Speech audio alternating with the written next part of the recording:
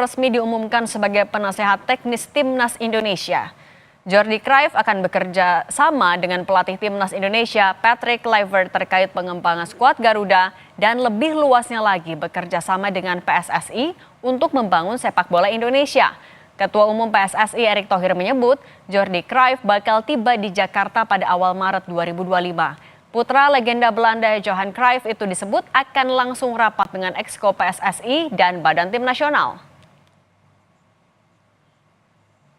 Ya, lalu apa tugas Jordi terpenting hari ini? Ya memang coba membantu memberi masukan secara teknikal dan coba memperbaiki daripada mengembangkan filosofi sepak bola kita.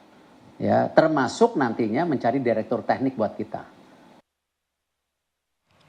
Kesehatan Paus menunjukkan sedikit perbaikan setelah sebelumnya berada dalam kondisi kritis akibat pneumonia di kedua paru-parunya.